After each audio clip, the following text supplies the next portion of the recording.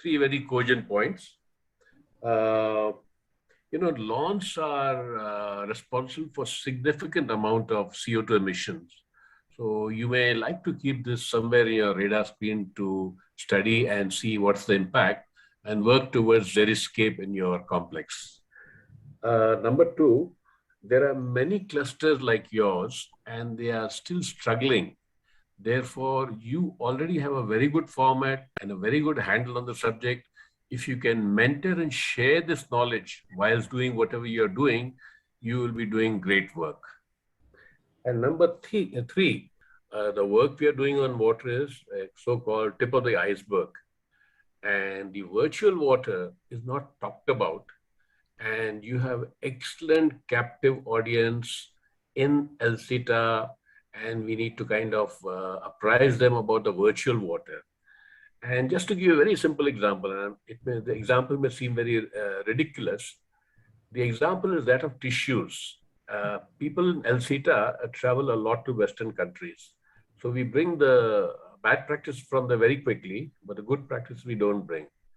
And one of the bad practices that we have brought, not only in ELCITA, but across the country, is that we have started issuing tissues. We have forgotten there's something called handkerchief we used to carry in our pocket. And I did some number crunching and found that in US, where anybody sneezes, they'll use a tissue. If you drop a water on the floor, you use tissue. So the figure that I got from Alexa, the tissue used in the US is 45 billion tissues per year. I don't know how many trees are converted into this. So this is a horrifying figure of how the young generation, very modern generation, very tech savvy and have all the knowledges are kind of squandering the A category resource for a not even C category need for a Z category need. And then I was horrified to see that the restaurants in US have started now giving straws for drinking water. I really don't know whether you need straws for even juice also. So we have to look at these things because there's huge impact of all this. That's all. Thank you, Mr. Ravinder Singh. I come from a background of working on sustainability issues. So my perspective is fairly planetary scale and macro scale vis-a-vis micro. But I firmly believe that the only solution for all our sustainability challenges is localization. And I think your examples bear out this at many levels. So therefore, while I'd like to congratulate your model, and my first feedback is that possibly the city of Bangalore can actually benefit by replicating this as an example of decentralization, as I put it, and what Hari called federalization. If this can be a model for every ward's management, if every ward can have a kind of ward management which replicates ELCITA, and therefore we can become a cluster of ELCITAs, the whole of Bengaluru. What I'm saying is the challenges will be on how to get the government to accept that this can perhaps be a model of decentralization, and what kind of legislative issues we'll have to face. And that's something we can experiment in the Malleshwaram model. So there we can get to understand how these challenges can either be faced or countered. Now, the second thing is there is a very stark point that came up about how ELCITA had a very decentralized sewage management model, as in like every building has its own sewage. Of course, it ultimately gets transferred, but now you are working towards setting up a centralized sewage system.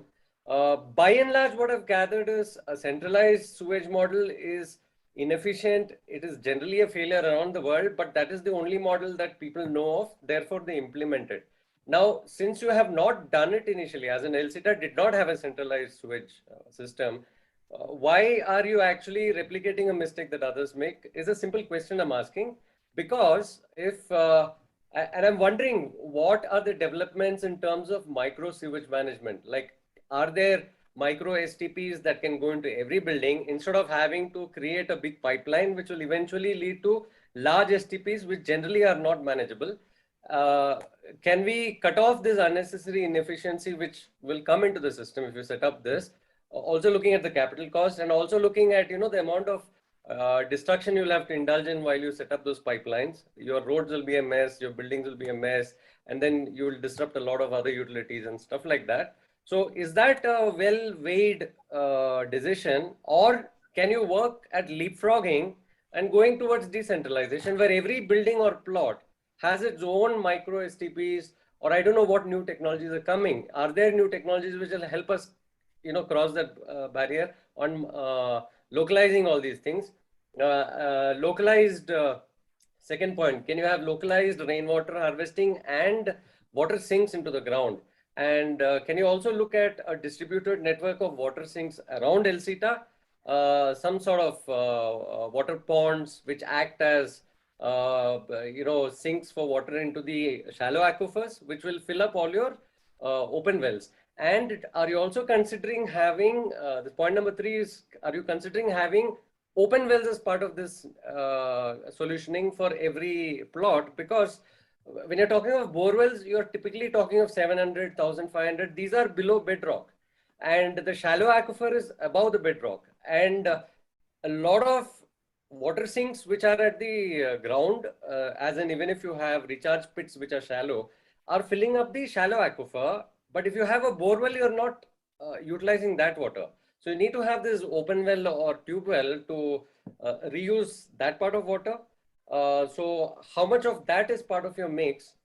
And are you, point number 4, are you charging each of these people who are using, you said you have already set up meters for bore wells, and are you also having meters for shallow well water usage? And are you charging people for utilizing the water from these bore wells or shallow wells? That's point number 4. 5, how much is greening a part of your integrated water policy? Because it is established science that the more ground cover you have in terms of vegetation, it improves the water cycle as well as improves the water sequestering. Because if you have ground that is covered with vegetation or mulch, it leads to extraction of water even from the atmosphere. I think every square meter will grab about 6 to 7 liters of water every day into the groundwater. So how much is a policy of getting rid of concrete surfaces and regreening of topsoil surfaces part of your integrated mix? And are you trying to, you know, capture those figures and impact also? Simple, landscape friendly and eco-friendly rainwater harvesting. We can have distributed rainwater harvesting at all the places with greater gravel pits. We can use the concept of wells, because wells are very beautifully, it adds to the rainwater harvesting and also as a water source. We can use the defunct bore wells for direct recharge into the below rock levels. What I would like to add is the aquifers are all connected, because we need not worry. We can recharge even at lower levels and water itself will find its own way. We need not have to do a great analysis where the rock has got fissures. Many of the experiencers say, even after putting a bore well, from the rock fissures, water is coming. So let us recharge all the water into comfortable levels. We need not have to go very deep. At the same time, if a defunct bore is there, use it. If a defunct well is there, use it. And when you recharge the subsoil water, automatically it recharges the other ground also, automatically. Otherwise, we would have been all dead long back. So my request is, we can go for simple, less of concrete, more of recharge. That is my principle. Minimum concrete, maximum recharge. Any recharge is good. Use of wells, complete recharge, water positive model, each drop, let it go to the ground with simple measures. I think we can have a lot of success. Thank you. To use the subsurface water. This will not only help in reducing your water demand, but also help you in mitigating the floods which are happening. Because unless you use the subsurface water, the earth will not be ready to again absorb the water. So, it is a two-way benefit. If you can use your subsurface water at an immediate effect, it will help you in mitigating your floods in a big way. Bioswales are one option that we tried in urban spaces in Tamil Nadu. It's a natural formation based on how the spaces. So bioswales which can be turned into anything from a stormwater drain simply to green growth to rainwater harvesting, depending on the space.